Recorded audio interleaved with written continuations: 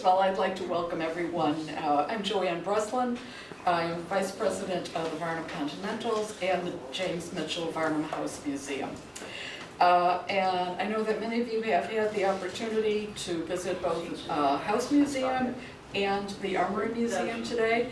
If you haven't, and there's time afterwards, please do. We're going to have the house open a little bit later so that anyone who didn't get the chance can wander on over there, and we'll be there till the last person leaves.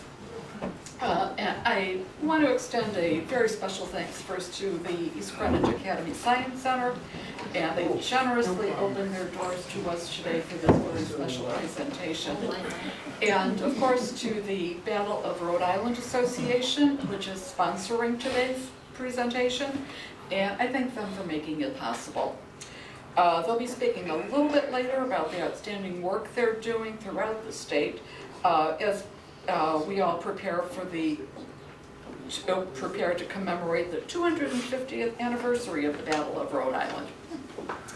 Now, today's presentation is one that covers a topic that we really rarely discuss, military burial practices during the American Revolution.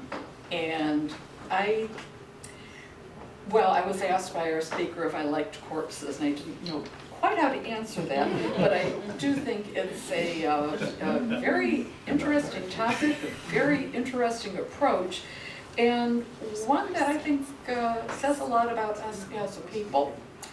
So, our distinguished speaker, Dr. Robert Selig, is a historical consultant who received his PhD in history from the University of Würzburg in Germany in 1988. I took college German, so the Würzburg comes out.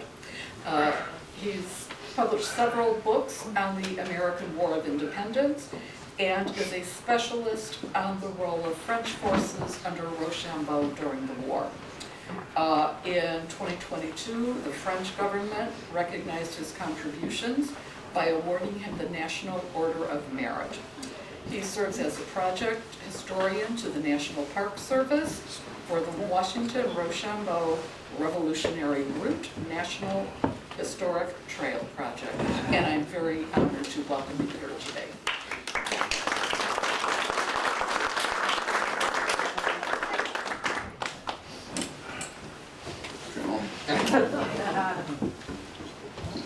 Well, wonderful. Thank you all for coming here on this wonderful afternoon. There would be all kinds of other things to do.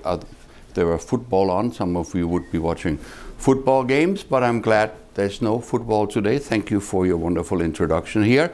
You mentioned the Washington and Rochambeau, etc. And I'm the historical consultant to that project.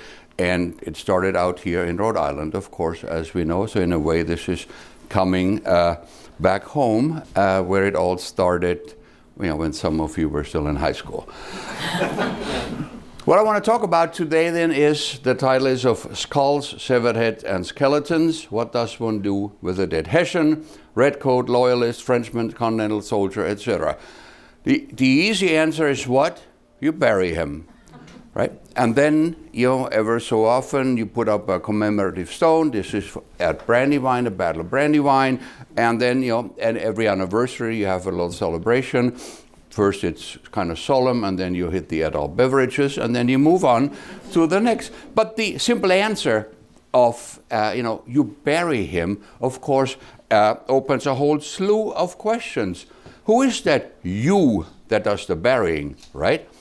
When is that corpse, that fallen soldier, buried? Is it hours, days, months, years later? Are some of them never buried? Are they ever buried? Where are they buried? What we said, well, you bury them in a grave. But in the 18th century, during the War of Independence, what constitutes a grave? Is it a moat, a crevice, a lake, a swamp, a ditch, any hole in the ground, basically? Can that be turned into a grave? Are these corpses buried individually or in mass graves? Are they buried naked or in stages of undress? You know, why bury them with a good pair of shoes? And they're not used to that person once you got wings and flying around up there. Are officers and other ranks buried together, or is there a difference on that certainly stand during life when they're alive? Is that difference maintained in death? Are some corpses mutilated, for example? Is there a hierarchy of dead?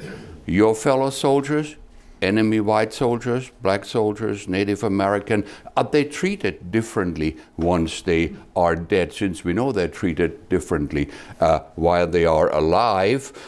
Can we tell who buried whom? Are there certain characteristics that racial or ethnic or religious groups employ when they bury the dead? How long do they remain in the ground? Forever? Are they ever dug up? Who would dig them up? Intentionally, unintentionally? Why would you dig somebody up? Can we identify people whose remains are dig up? In other words, there's a whole series of questions that suddenly arises simply when you answer, well, you bury him. Well, who does what, when, where, and why? And as I said, these questions address the how the soldiers are buried. And in the second 2 hours, I'll be talking about the cultural context in there. So she said they're going to be open till the last if you are leaving. Yeah. Okay, let's start with a couple of quotes of soldiers who were there. Here's Sergeant John Smith of the 1st Rhode Island Regiment, since we are in Rhode Island here, after the Battle of Red Bank, which is down in New Jersey, right across from the Philadelphia airport. You fly over it quite a few times. He writes, "In the morning we began to strip and bury the dead of our men and Hessians. We buried 75 Hessians in one grave and in the entrenchment and covered them over, and 8 or 10 more below the bank by the river. It took us all day to bury the dead." There are already a number of clues in there. There's one more place up here for the folks who are standing out there. Let's go to Zebulon Vaughn. Since we're in New England, I thought I'd need to bring somebody from Massachusetts. That's in May 1778. "I went to Fort Montgomery, where we could see the dead men lay plenty, piles of them, hove into a swamp hole. It was an awful sight to see." This kind of spelling is a high schooler's dream, right? Battle of Brandywine, again, 1777. "Many the bones of the poor fellow that was thrown down old wells, some buried in gullies along the roadside to be washed or plowed up when the road menders come." Is another answer to one of the questions we had. Are they ever found? Well, the road menders come, they're widening the road, and they find all kinds of stuff. And lastly, John Pullimus of the New Jersey line, describing the disposal of corpses at the Battle of Princeton. "I was left behind with a rear guard to secure stores and bury the dead, which we did by hauling them in sleds to great holes and heaping them in." So, entrenchments, riverbanks, swamps, holes, wells, gullies, etc. Is this the norm? Or did I really pick those quotes to convey a point that I'm trying to make? The answer is, I think, as we'll see, this is the norm. Let's look at John Smith of the 1st Rhode Island. "In the morning, clearly there's a need for speed. We don't wait around with them. We began to strip." But what does it mean to strip somebody in the 18th century in the War of Independence? Are they really naked the way they enter this world, or do we just take the coats, etc.? Began to bury the dead. Where? Which formalities, which societal norms were observed? Our men, that's obvious. And the Hessians, we bury the enemies too. In one grave is a mass grave for officers and men, friends and foe alike. In a case of Red Bank, it truly is. In the entrenchment, that's perfect, right? We already got a hole in the ground. We heap them in, fill them up. There's no digging involved. Doesn't get any easier, right? If you ever been in the service, you want to get your rank and file really upset, you make them do work that they think is unnecessary. In this case, expediency, use available openings in the ground, and we cover them. What do we cover them with? Smith offers a number of answers to our question, but new questions arise as we go through this. Let's begin with the question, who does the burying? Here is a note that Todd Braced, a good friend of mine, some of you we know him, provided, that these are the return of numbers buried by the parties ordered on that duty 18th, 19th of June. And remember, Breed's Hill, Bunker's Hill is on the 17th of June. This is the burial party, and this is what they find. 10 corporals, 10 sergeants, 7 corporals, and 73 rank and file of British dead. However, regiments not distinguishable being stripped of the uniforms on the British side, already 69. The next day, in other words, there are naked corpses lying around. Who did the stripping here in this case? It's got to be the British, because the Americans are gone. They're going out there, so they don't even know which regiment they belong to, the bodies that are lying around. And similarly to the rebels, but the soldiers don't have that much use for civilian rebel clothing. In other words, half of all the British soldiers and about a quarter of the rebels have already been stripped of their uniforms and are not distinguishable at all anymore. Here is another example about burying the dead.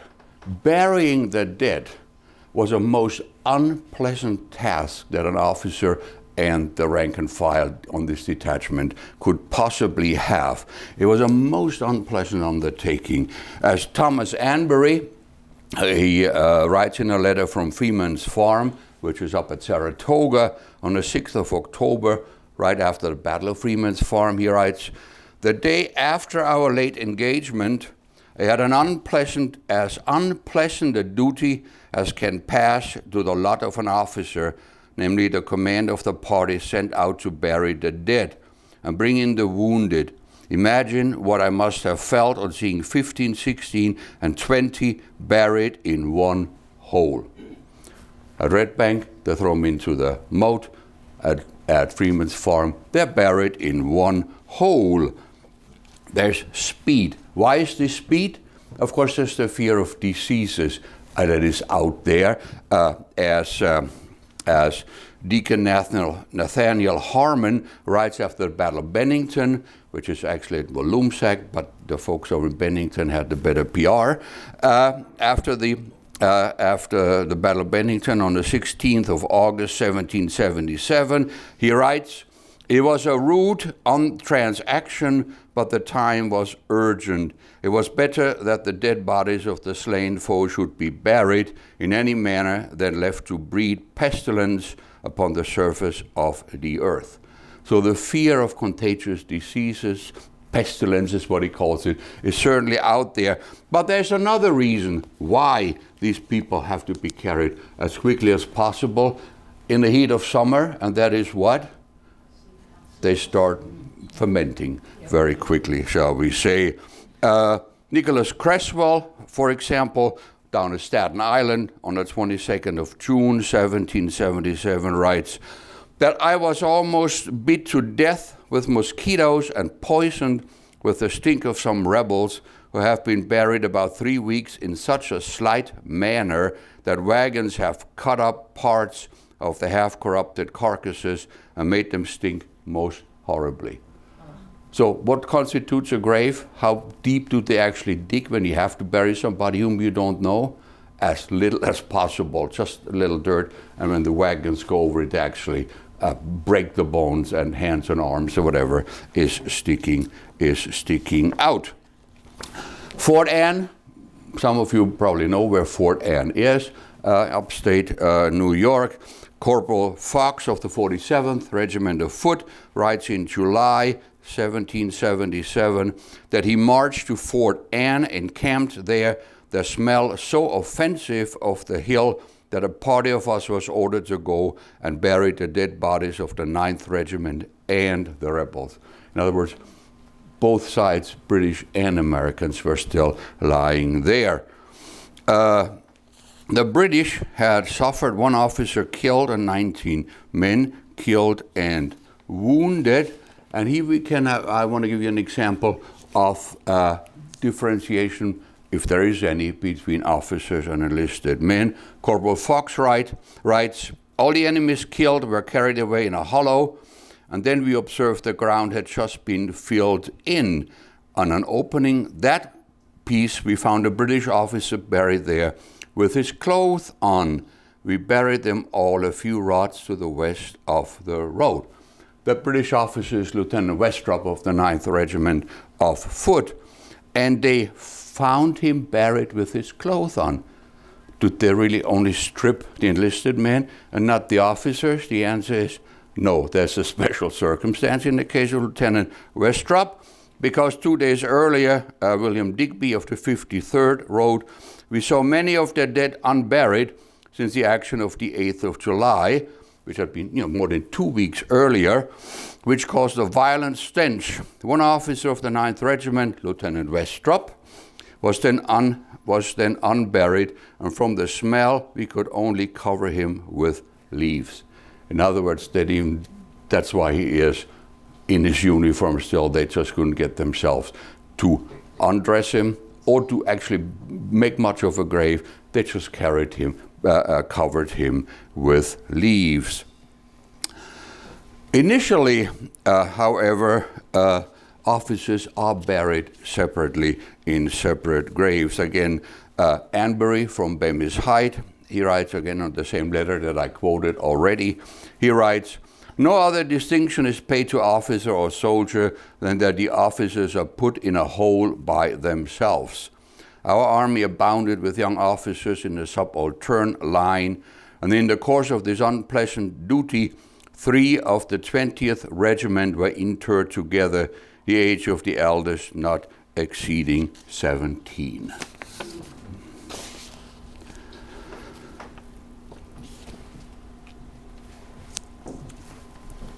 Officers and men, by the end of 1777 at the latest, are buried naked. Here is Jonathan Boole of the Connecticut Militia, as Saratoga said, early the next morning as I passed over the battleground of the previous day, I saw the British dead lying scattered and mostly stripped of their clothes. This practice of stripping the dead of the enemy seems to have been considered proper at that time. And we're in October 1777, and he said this is already customary. We just strip the dead of the enemy. Clothes are valuable. Another example here I want to give you from Stony Point, the storming of Stony Point in July 1777, when the 15-year-old ensign Frederick Robinson of the 17th Regiment of Foot remembers, and I quote, when it was light, my attention was attracted by a sight which I confess struck me dumb with horror. Near me I saw the naked body of my old friend Captain 2 of the 17th Regiment, a man whom I loved and respected in the highest degree.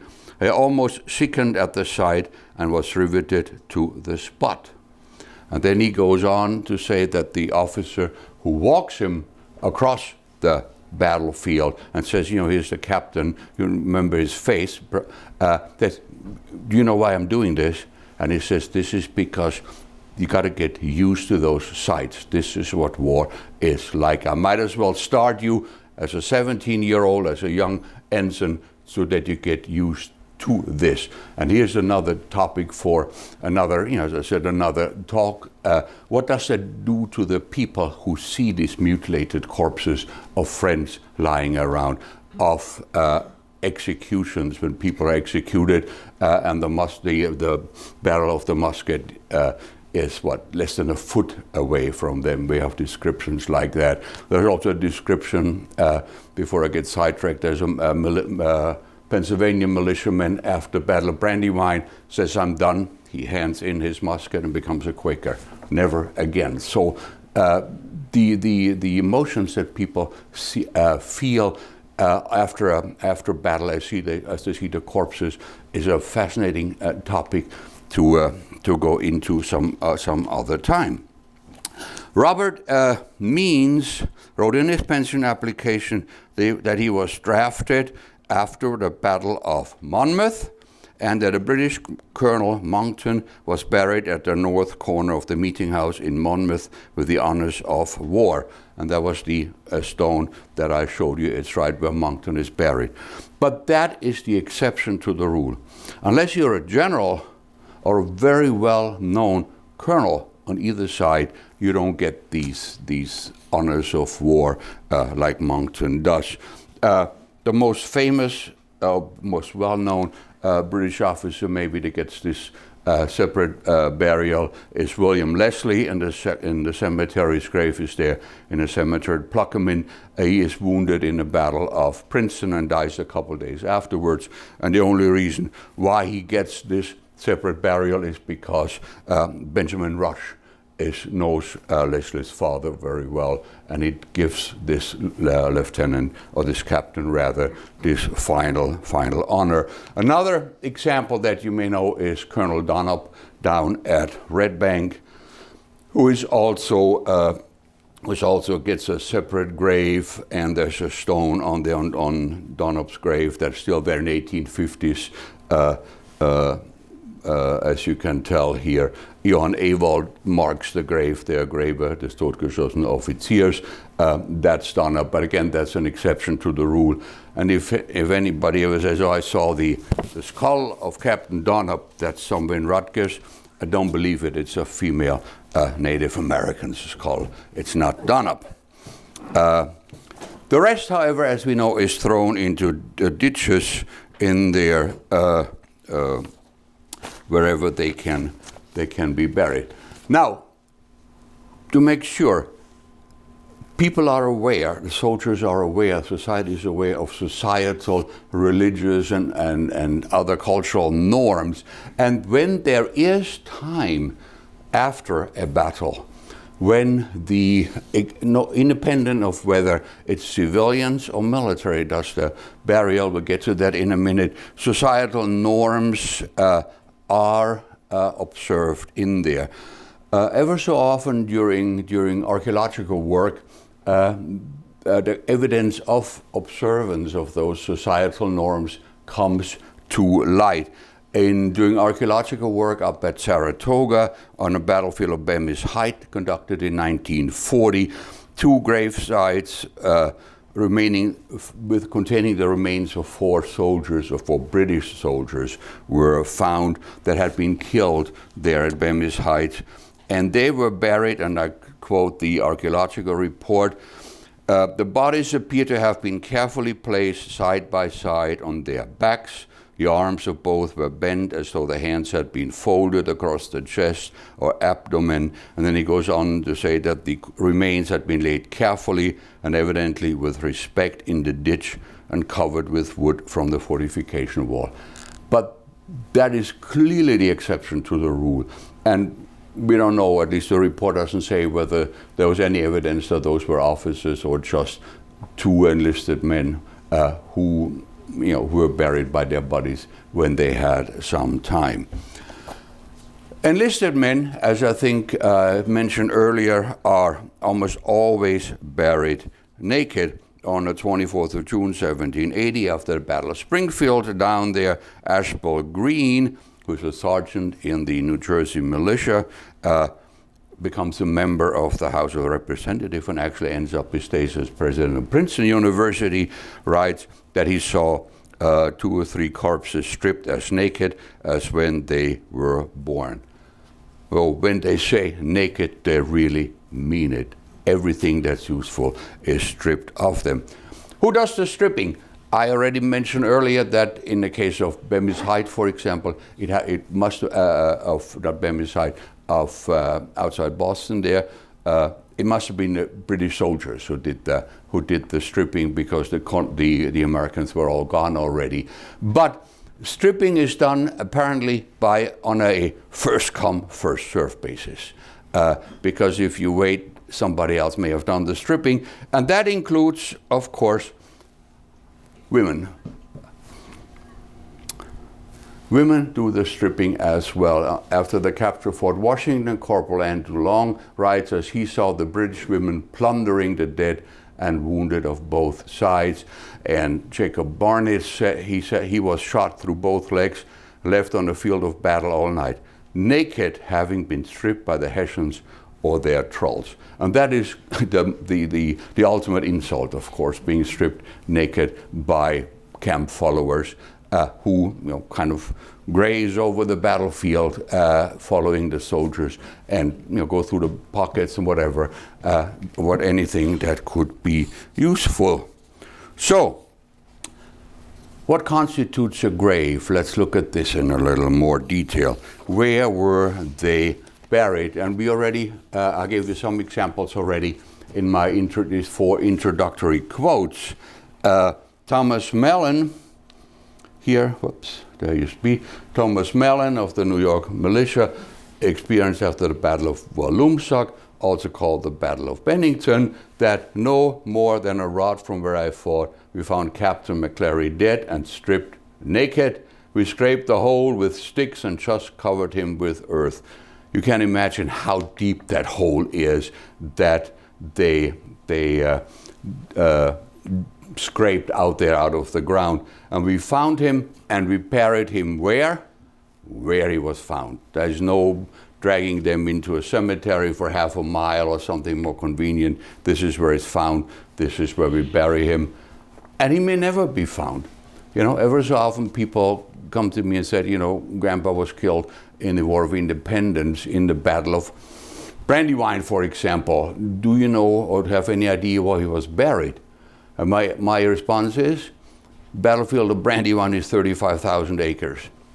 Be my guest. Nobody, go out digging. Wherever they're found, they're buried. Nobody's going to drag a body that is stripped naked, probably, you don't even know who it is, for a mile or 2 and dig a huge hole in the ground. It just simply does not happen. Where are they buried? Where are they buried? The answer is wherever they are found. Captain Chauncey Rice of the Massachusetts militia wrote, the lieutenant was killed and buried where he had fallen at the foot of a tree. That's the easiest to do. John Townsend, in a short sketch of Turk's Head Tavern, writes that 2 British soldiers were shot right outside the tavern, and graves were immediately opened inside the garden fence near the intersection of the Philadelphia Road, and their bodies deposited there during the time of march, which was performed in about 4 hours in the course of a forenoon. Captain Boole of the Connecticut militia writes about Bemis Heights. 2 of our men were killed by a cannonball. I was present when one of them was buried. A shallow grave was dug, a little grass thrown in, the body cut in 2 by a cannonball was laid in, and then a little grass and earth thrown in to fill up the grave. That's what is happening. Remember the little anecdote that I already told you from Deacon Harmon after the Battle of Bennington. He writes, there were 2 large excavations for wintering potatoes and left open in the summertime until another harvest nearby, and Mr. Harmon took his rope, slip noose halter from his horse's neck, and dragged the dead bodies of the slain enemy therewith into the excavations and covered them with earth. There were some 60 bodies thus buried in each of the 2 excavations. Up the hill at Bennington, for those who have been there, Walloomsac, right, there was some cellars that were filled with bodies, and in the 1850s, a woodchuck made his hole in there and started throwing out bones. And then the farmer opened it up and find out where are the bones coming from. This is where some of the Hessians had been buried. There was an opening there, why dig a hole? So that's part of the answer. Are they ever found? You have animals that cooperate, you actually might find something there. Another example to show you that whatever is available will work. The kill at Baylor Massacre in Tappan, New Jersey in September 1778 were buried in tanning vats. And they stayed in the tanning vats until they were found in 1968, unintentionally. And they had the uniforms on, buttons, etc. as well. Nearly 24 members of the 3rd Light Dragoons were killed there.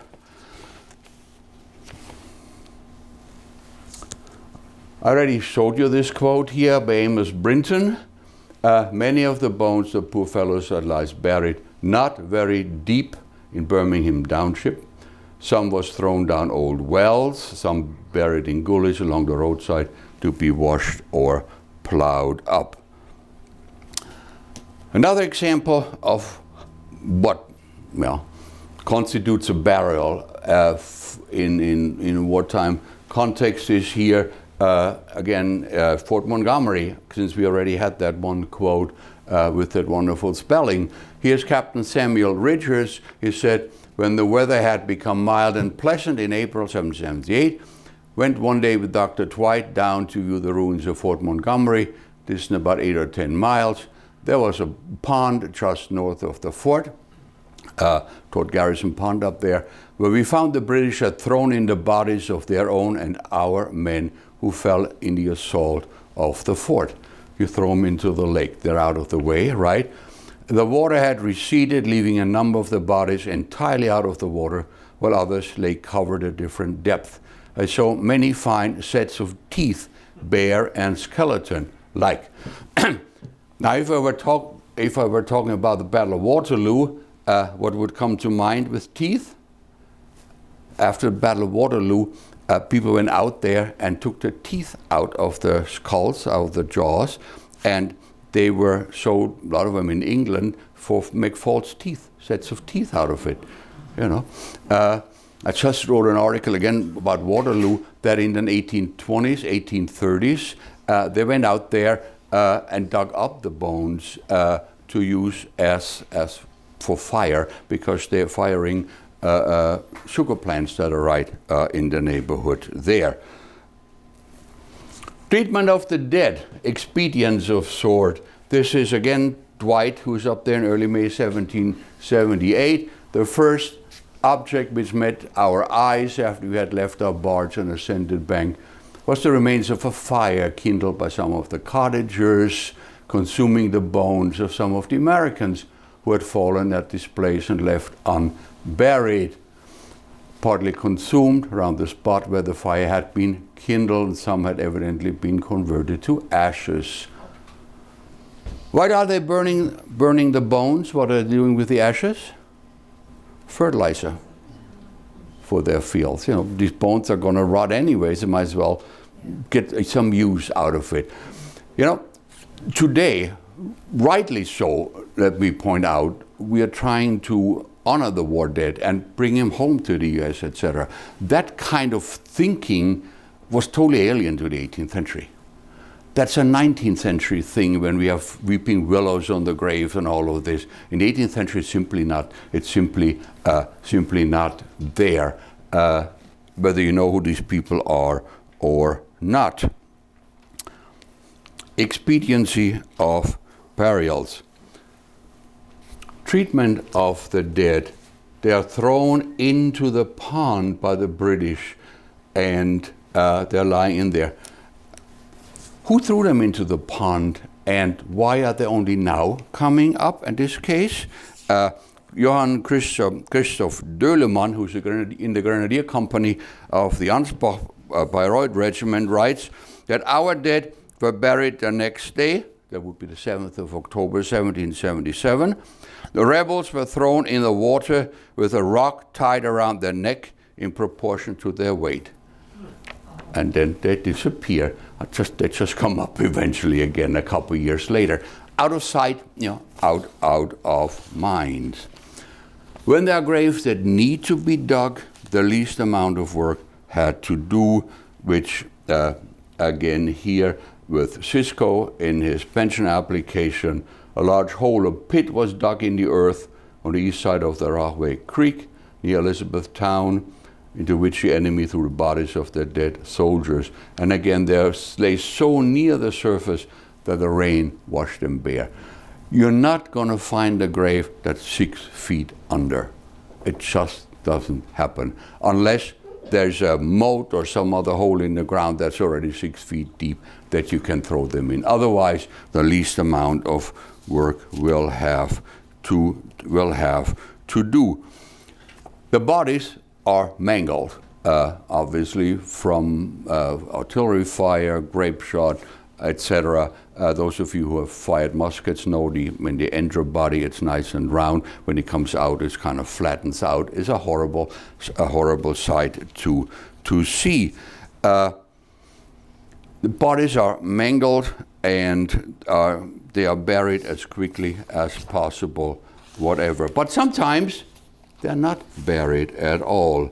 While on duty at White Plains in July of 1778, Joseph Plum Martin, whom some of you may know, found the remains of many of the dead from the Battle of the 28th of October 1776, still unburied. He's there 2 years after the battle, right? And he writes, "Here were Hessian skulls, thick as bombshell, poor fellows. They were left unburied in a foreign land until there were only the bare bones left." Eventually they get buried. Some bones lie out there much longer. When Anthony Wayne is up at Fort Ticonderoga in December of 1776, he wrote, "I believe this to be the ancient Golgotha, a place of skulls. There are so plenty here that our people, for want of other vessels, drink out of them. While the soldiers make tent pins out of the shin and thigh bones of Abercrombie's men." And they had been killed in 1755, the first time the British are up there at Fort Ticonderoga. In the days and months following the Battle of Hubbardton, again up there in July 1777, Crown forces bury their own dead but leave the American dead lying there. They don't bury them. And they lie there until 1784, when the settlers moved back into this wilderness of Vermont up there. And there's an account that says in the spring of 1784, which is 7 years after the battle, the inhabitants turned out and made a general search of the battleground and woods adjoining, gathering up what bones they found, and they carried many bushels and they were buried, and this monument up there is was presumably erected over the place where these men are buried. But this is decades later, obviously, decades later, all in this context when the Revolutionary War veterans are dying in the 1820s, 30s, 40s. Americans are aware that the era of the American Revolution, of founding the country, is over. These people are dying, and as they are becoming aware of a new era starting, as Manifest Destiny becomes a slogan, Americans are no longer turning eastward to the East Coast toward Europe, but turning westward. And that's when you see these monuments appearing all along the East Coast. Some bodies, some corpses remain lying about, and some other burial was done. And the burial was done by whom? Again, Anbury writes after Bemis Heights, "We have within these few evenings, exclusive of other alarms, been under arms most of the night, as there has been a great noise, like the howling of dogs, upon the right of our encampment. It proved to have arisen from large droves of wolves that came after the dead bodies. They were similar to a pack of hounds, for one letting up a cry they all joined when they approached the corpse, and the noise was hideous till they had scratched it up." They lie there, wild animals. Another example from the other side, end of the country, down at Kings Mountain, October 1780. there's an eyewitness account. The wolves of the surrounding country were soon attracted to the spot by the smell of flesh and blood, and for several weeks they reveled upon the carcasses of the slain that had been left unburied, while others had been scratched out their shallow graves by these prowlers of the wilderness. And he goes on to say when they tried to chase these wolves away, they actually attacked humans, because here was, free food almost. As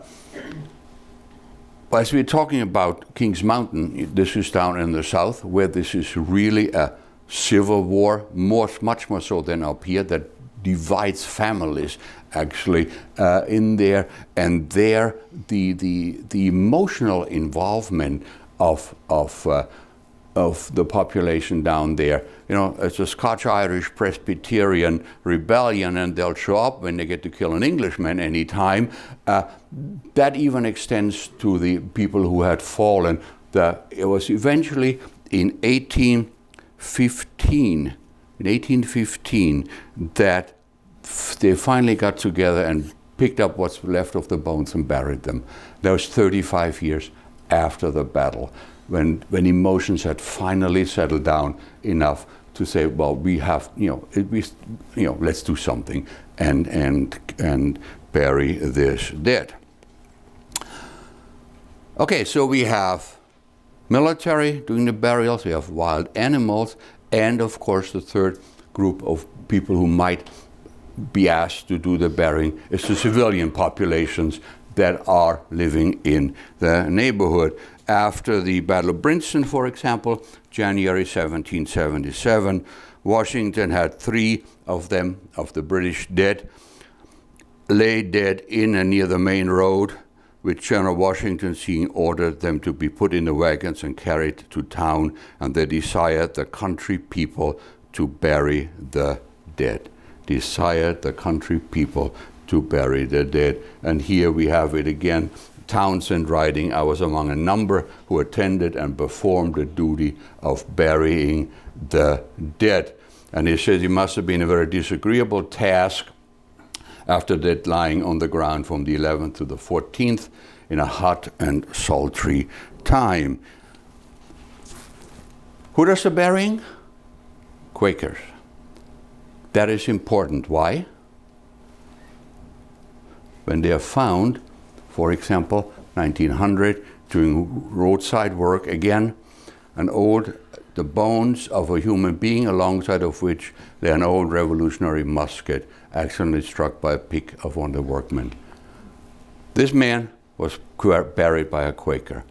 They have no use for any military items. No, if a soldier had buried them or anybody else, it would have kept the musket. That's a valuable item. The Quakers have no use for that whatsoever. Another example of Quakers doing the burial is at Paoli, for example, and the dead that are buried at the fallen that are buried at Paoli too, when they were unearthed and all buried in this cemetery site here. They were found placed in 2 rows of 26, with hats, shoes, clothing, accoutrements, etc., all with them. And not only were they lined up neatly with all the equipment with them, they were also lined up in a certain direction. And which direction would you bury them? East. Facing east, exactly, toward Jerusalem, toward resurrection. So sometimes when corpses or remains are found, mostly accidentally, of course, we can tell who did the burial, which is really something that that as an archaeologist and as a historian too, you are interested in that. I said most of the time people are found just accidentally through road work, but I know of at least one case where a woman goes out there looking for her dead husband. That's after the Battle of Coutts Bridge. And there's a letter by the governor of Delaware saying that this woman out there who's opening graves, she's looking for her dead husband. That must have been a grueling task. Plus, it was totally unnecessary. He was a prisoner of war in New York. But just as an example. Now, I've been talking about battlefields and sites and burials, mostly here in New England and the Mid-Atlantic colonies. But as you said, I've been working with the National Park Service on this National Historic Trail, the Washington-Rochambeau Revolutionary Route. And so I want to give a couple examples from the only big engagement that French forces were actually involved in, and that is the Siege of Yorktown. If you want to get me really angry, talk about the Battle of Yorktown. There was no battle, the Siege of Yorktown. All right, here's Count Rechteren of the Royal Dupont Regiment, redoubt number 9, a few hours after the nighttime assault on the 14th of October, 1781. He says, at daybreak, I saw the entrenchments which presented a shocking scene, for dead bodies stripped naked lay strewn all about. The French had stormed the redoubt number 9, Americans redoubt number 10. I'm really glad it was this way and not the other way around, because otherwise Alexander Hamilton would be on the $9 bill. Toward daybreak, because Hamilton is the one who leads the charge on redoubt number 10. Toward daybreak, we began to carry the dead and wounded of both sides out of the redoubt. They carried them out, that makes sense, but where are they buried? There's a French burial ground on there, but there's no evidence whatsoever that the dead from here, which are mostly British, of course, and Hessians, are actually buried in this burying ground. We simply don't know. Another example about soldiers being buried wherever they're fallen, here from Yorktown. There's an account by a British officer on the afternoon of the 19th of October who had just returned from the surrender ceremony, and he said that next he visited the French lines immediately after our parade had been dismissed. I was overwhelmed with the civility of our late enemies. One pointed to a newly made grave in the parapet of our battery, which our troops in the course of a recent sortie had entered. Un de vos braves gens, one of your brave guys, he said, and it was so, for here lay a sergeant of the guards who had fallen in the attack. He's referring to the sortie by Colonel Abercrombie on the 16th of October. And where is he buried? Right in the rampart, right where he had fallen, within feet of the French defenders in there. And he's buried the Fusilier redoubt, which is redoubt B6. You can still go out there, and for all I know, his remains are still there as well. Happens all the time, buried where they have been found. Siege of Yorktown's Fusilier redoubt. A grave containing 3 bodies was found, presumably those of 3 of the defenders, which had to be buried at once, as a large number of shell fragments was found among the bones. The bones were placed in a separate concrete casket, numbered and reburied. This is from an archaeological report from November 1936. Again, they were buried right where they had fallen. There's a siege going on. We really don't have time for such niceties. Cleanup at Yorktown, for example, takes weeks. We tend to think, well, the siege is over, we have our parade, everybody goes home and, has an adult beverage. It just doesn't happen.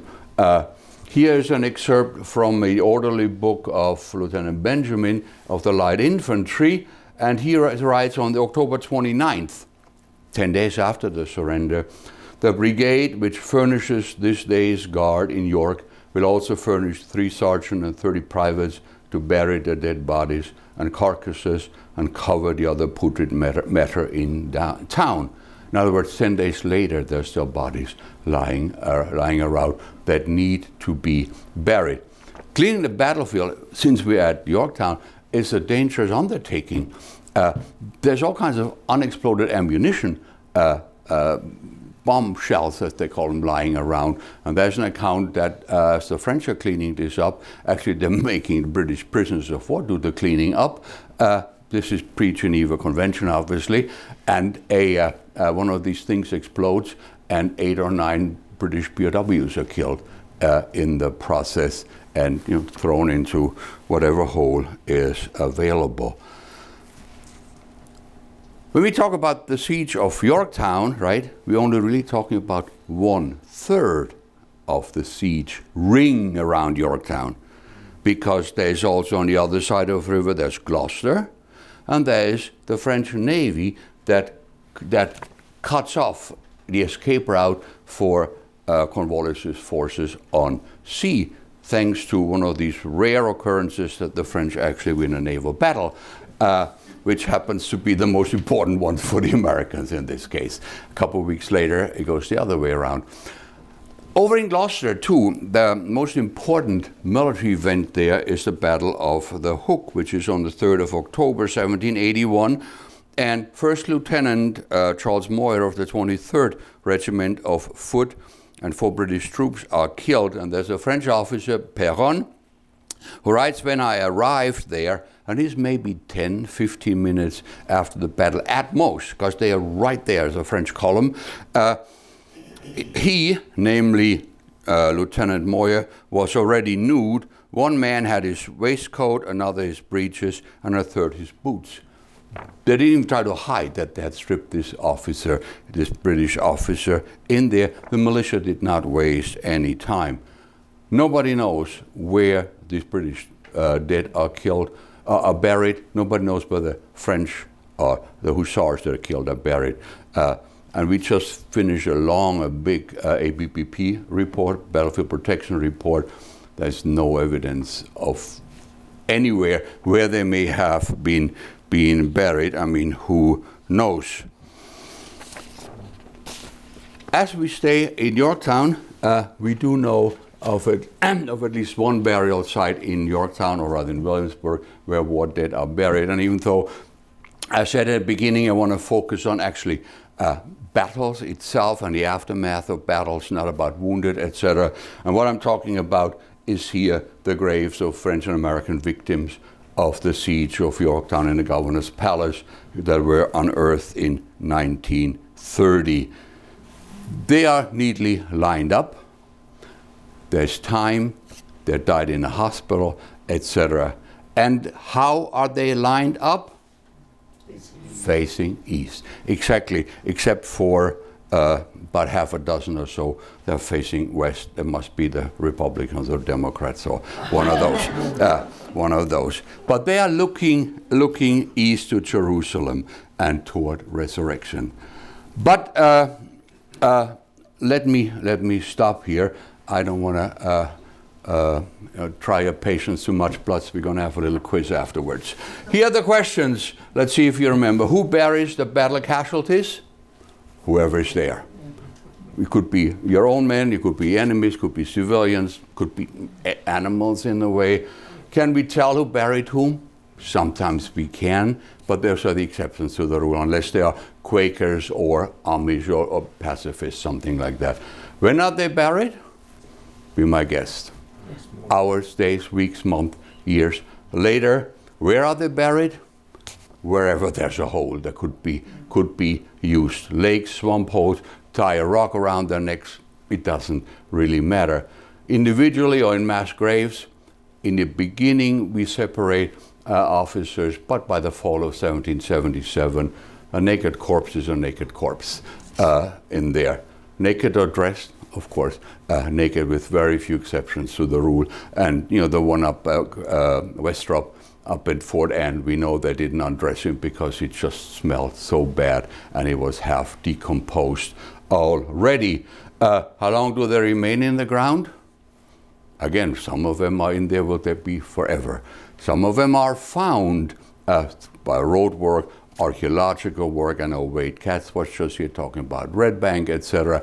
But sometimes we have people looking for them, which this woman looking for her husband who had been killed intentionally or unintentionally. Well, I have to bring in Tarleton, of course. There's a story down in South Carolina when they come across a plantation.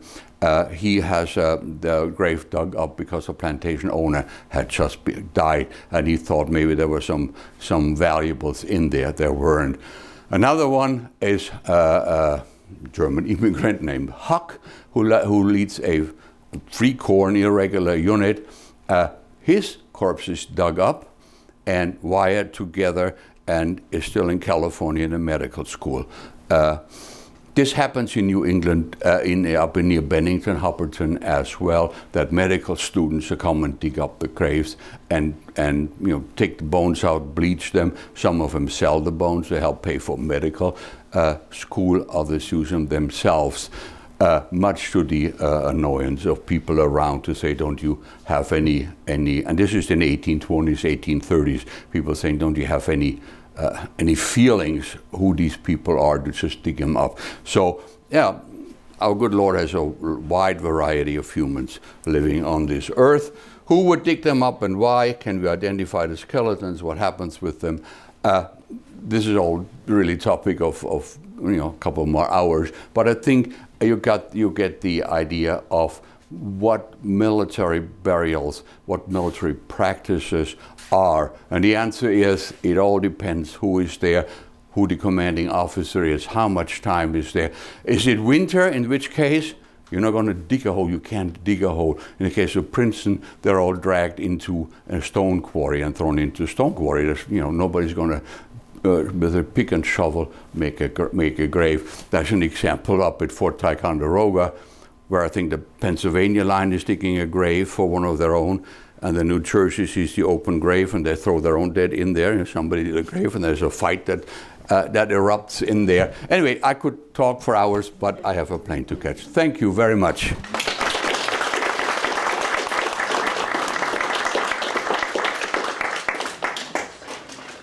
All right, Miller time.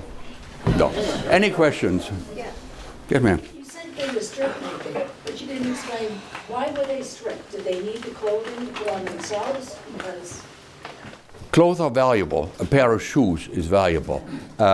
If there's uniforms, soldiers get uniforms every 2 or 3 years. If you have a spare coat, clearly that is good to have.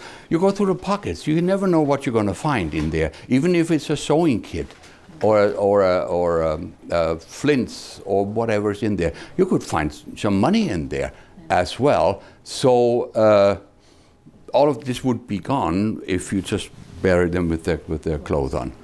So it's utilitarian. Other questions? Yes, ma'am. You mentioned that we really didn't start removing soldiers from the battlefield until the 19th century. What was it that sparked the change in that process? Not so much removing. In the case of these medical students, they simply wanted the bones. Because if you go to medical school in the 19th, even in the early 20th century, you have to provide your own corpse. The schools don't provide the corpses. You have to provide your own corpse. I know some cases down in Virginia from the 1920s where a medical student had to provide a corpse, and you can imagine what color that corpse was, of course, right? So the intentional removal of corpses, didn't happen on the part of the state or local governments. What happens in the 1830s is that people become aware that the era of the American Revolution is coming to an end, and it's time to commemorate. There's a certain Frenchman who traveled through the United States who has been contaminating the news waves lately, Lafayette. This is all an end of an era in there, and that's when these commemorative stones, be that at Hopperton, be that at Paoli, and other places are showing up. And then usually say, well, this pillar is over the place where people were buried, but hardly anybody actually dug and tried to find them. We'll just accept their word for it if this, grandma knew that this is where they were buried, or grandpa, as the case may be. Okay? Thank you. What was the last discovery of a Revolutionary War soldier's grave or Whatever. Well, in the last couple of years, there have been actually, I think, three. One is down at Campton that you may know about. One is in Ridgefield.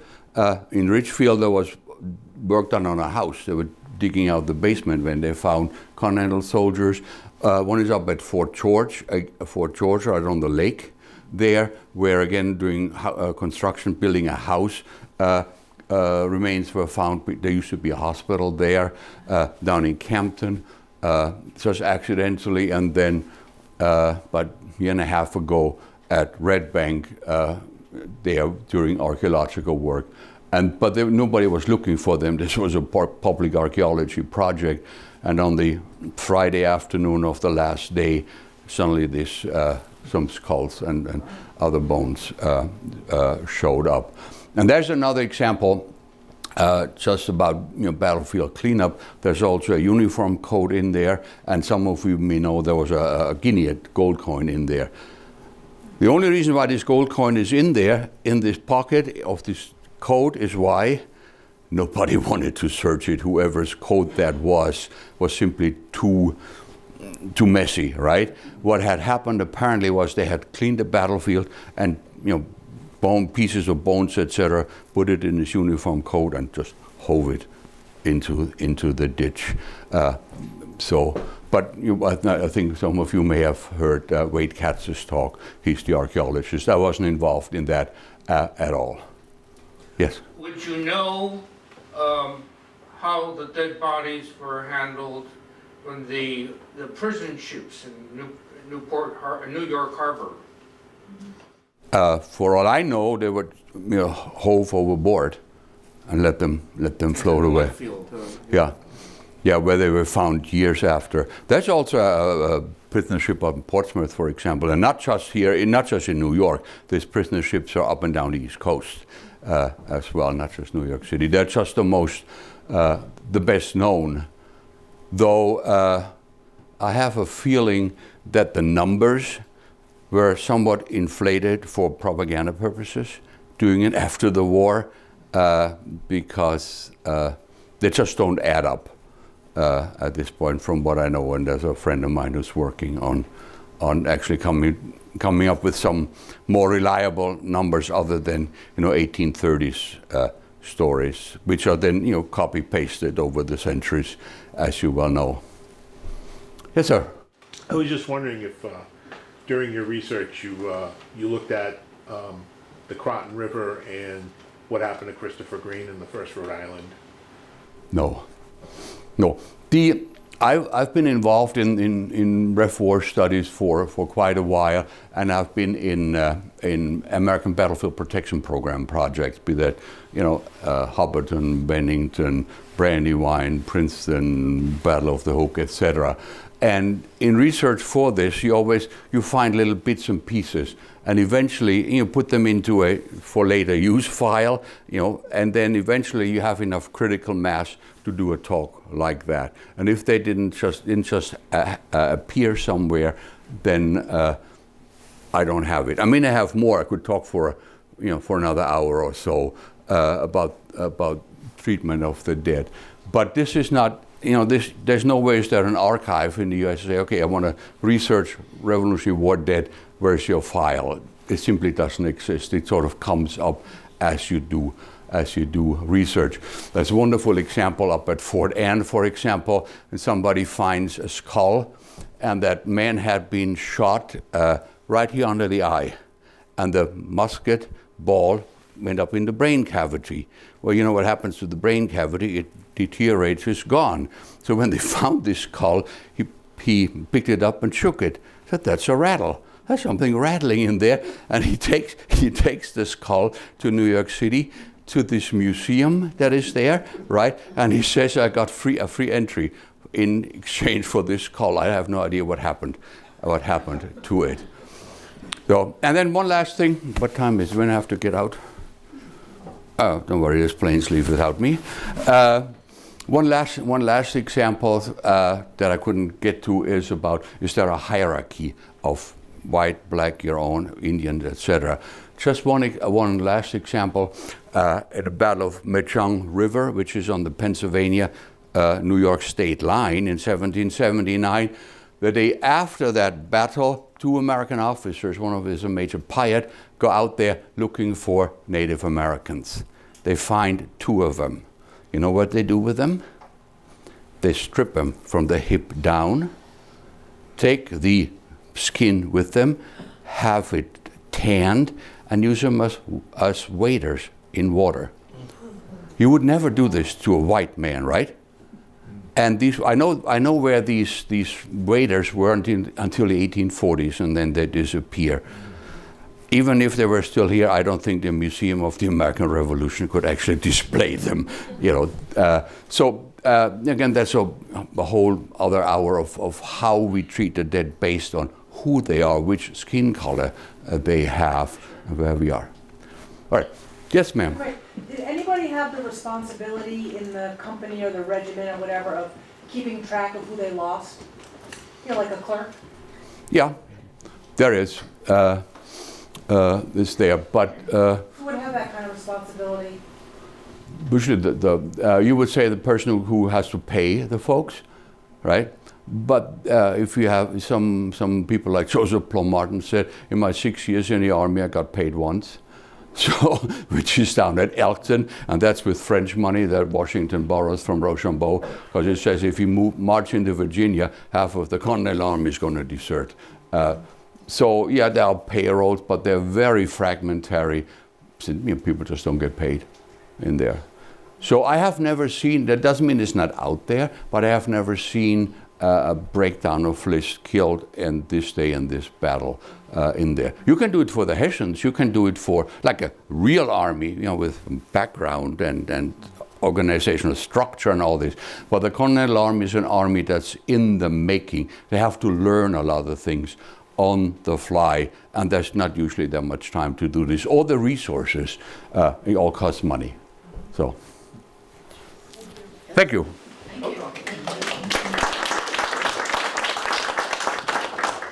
We're with the Battle of Rhode Island Association. We thank Dr. Selig. He flew in late Friday, gave a talk in Portsmouth yesterday, and he's got a 5 o'clock flight today to go back. So once again, we have more reading material for you. Thank you. And, of course, you have to wear our t-shirt. Battle of Rhode Island. Well, thank you very much. Thank you. I hope this is a large, right? It's a large. If it doesn't, we'll leave an extra large. Oh, okay, no. I'm a little bloated today. Thank you very much.